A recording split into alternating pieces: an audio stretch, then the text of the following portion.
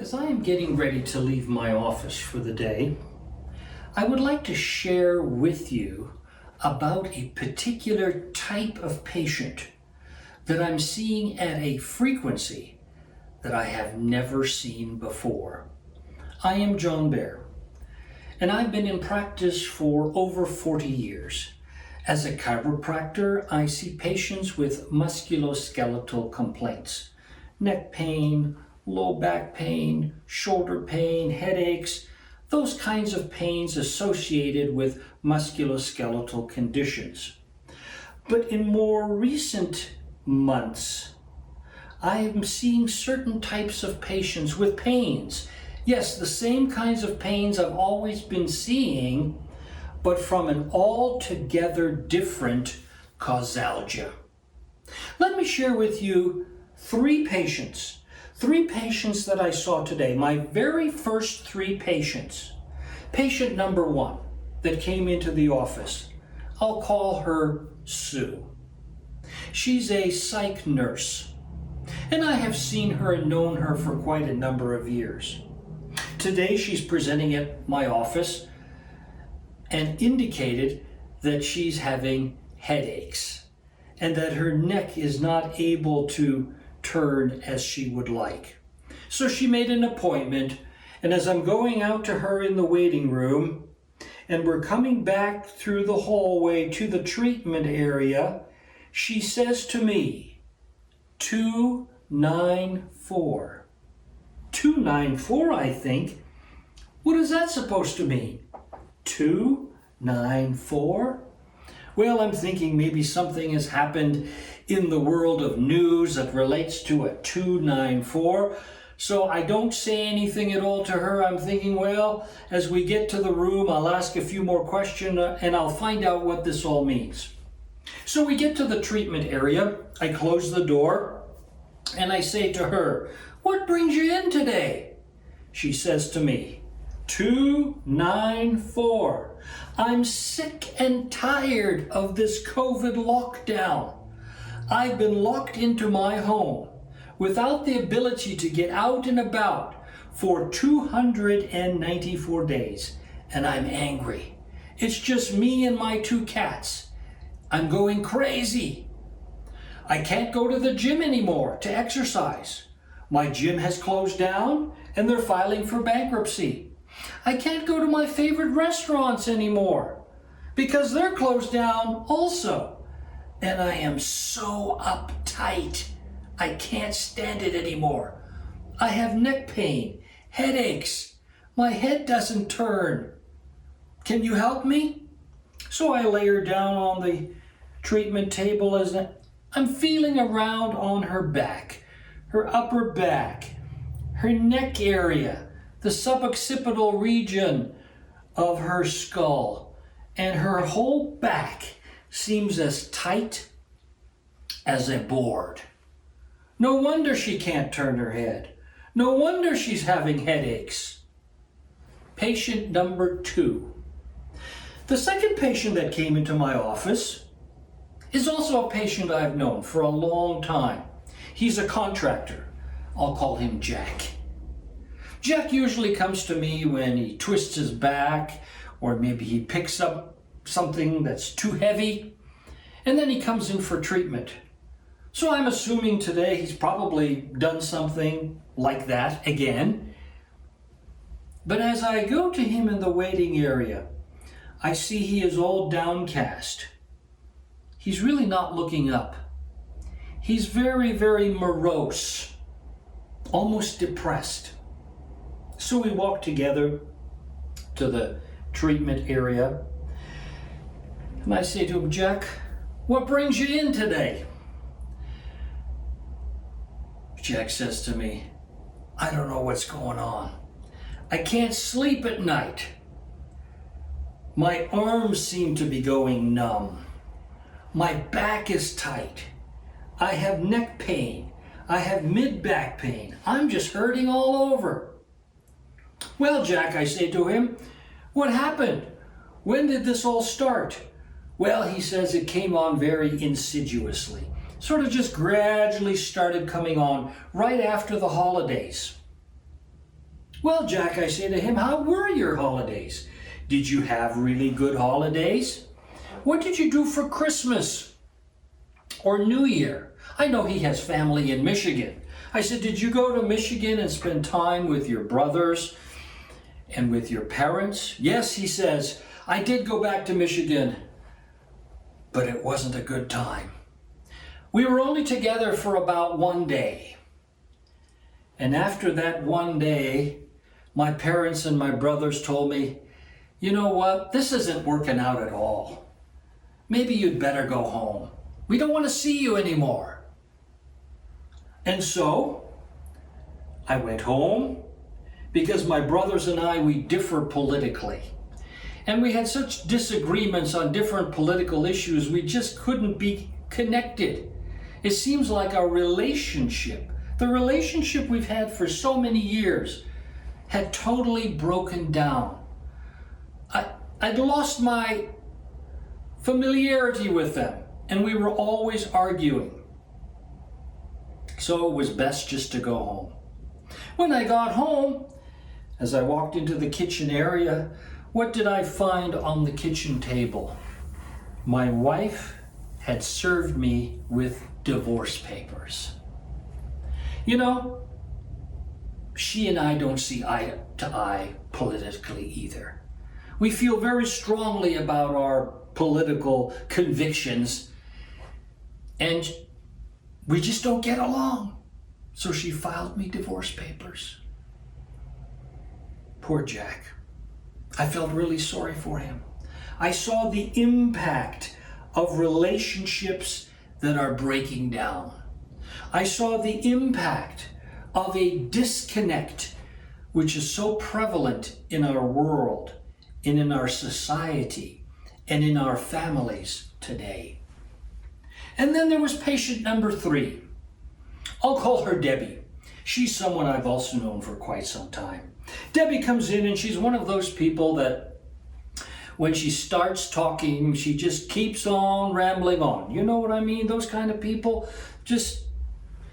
So as we're coming back, she says, you know, I feel so uncomfortable in my neighborhood.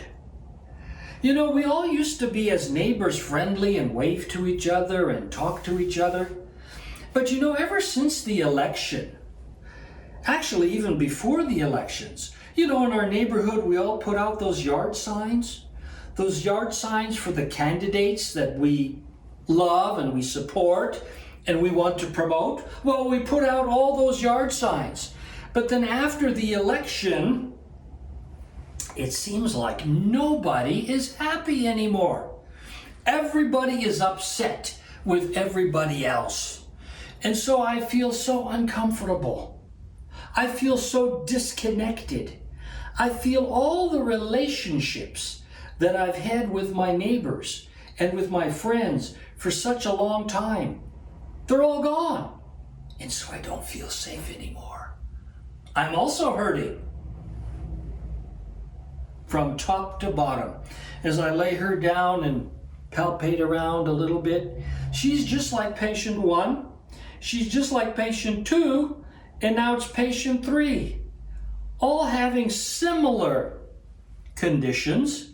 They're in pain, they're hurting, and they are disconnected from friends, from neighbors, from family.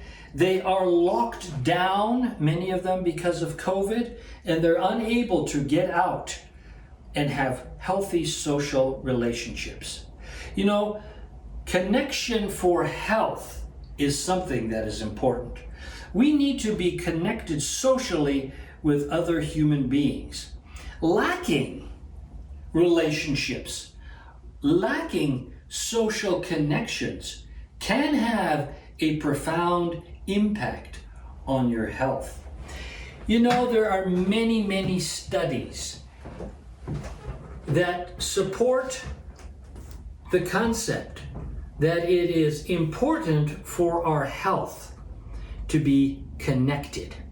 You know, there's a wonderful little magazine that I have in my office.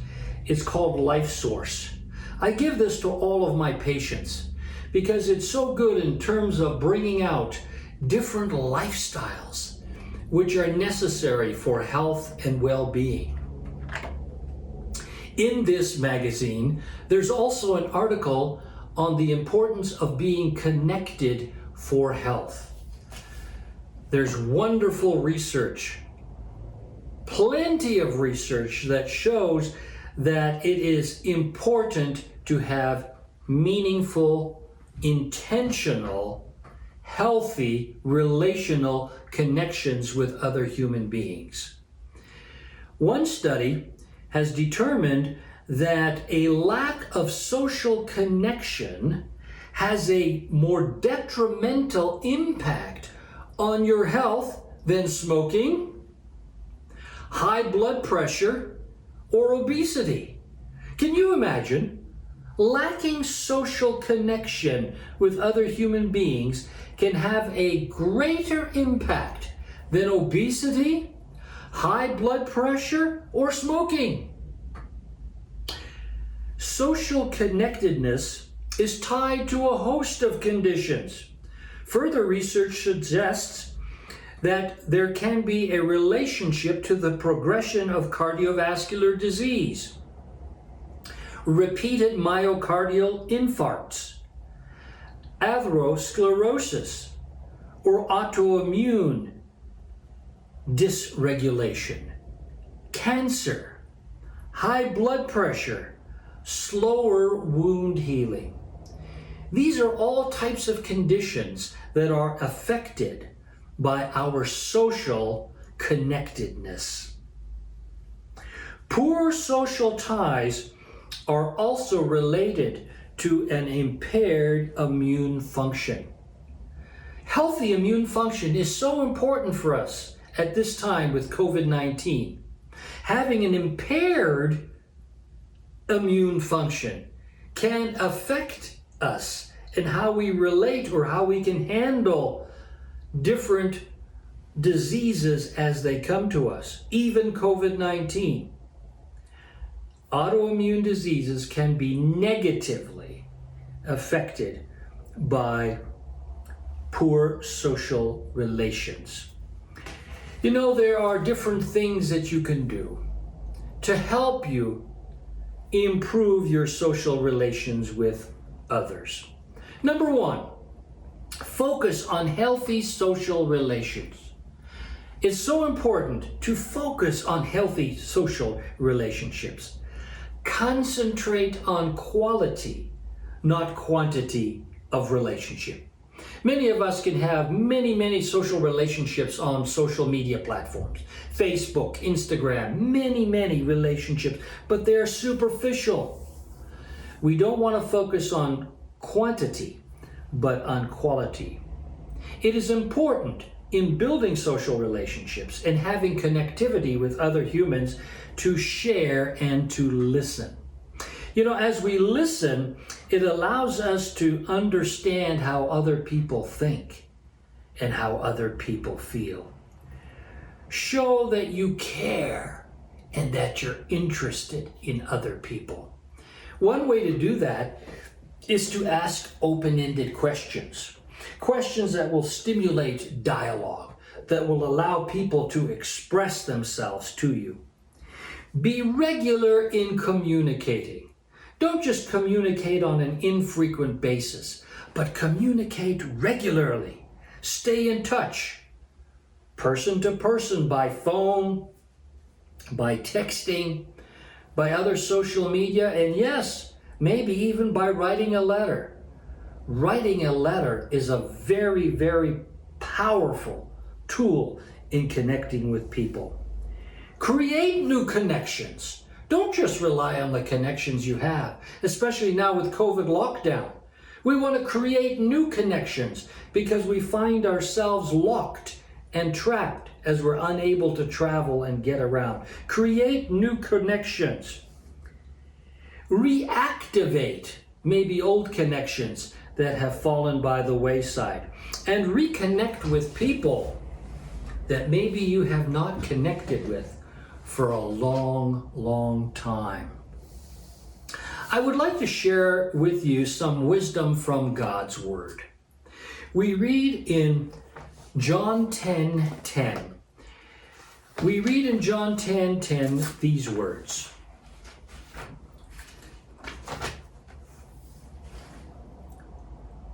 Last portion of the verse.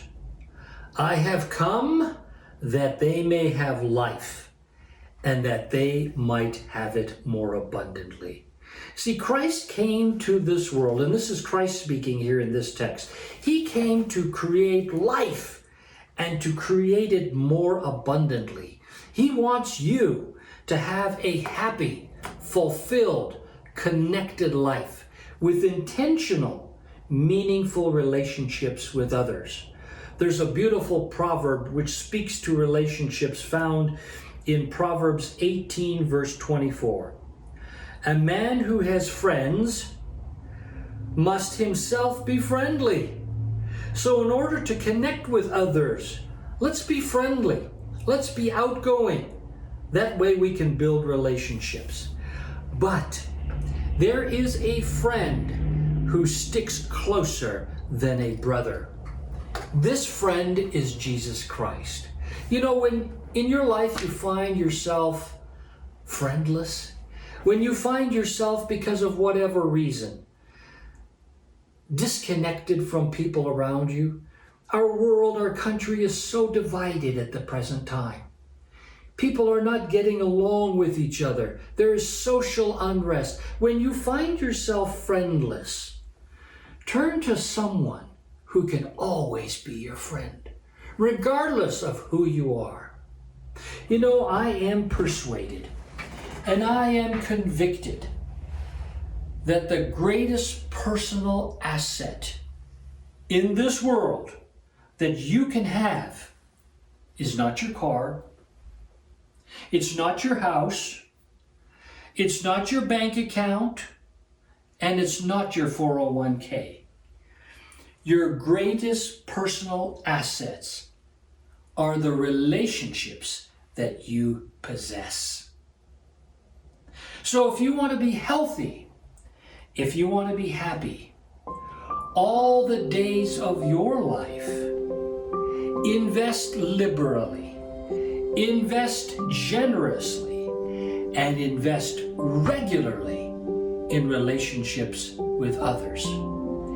Seize every opportunity each day to build intentional, healthy relationships.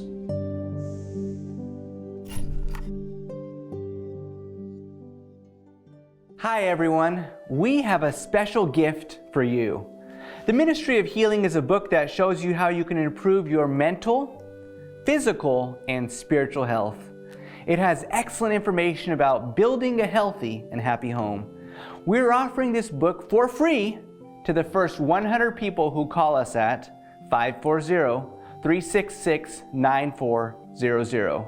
But wait, that's not all. We would also like to offer you LifeSource magazine.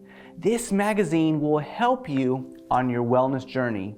This issue has topics such as the power of a plant-based diet, how to make a switch to a plant-based diet, vitamin D, omega-3 fats, the smart fats, how to improve brain function, and many others. Plus, it has a whole section of delicious plant-based recipes with a picture for each. Again, we are only offering these special resources to the first 100 people who call us at 540-366-9400. So pick up the phone. You'll be glad you did.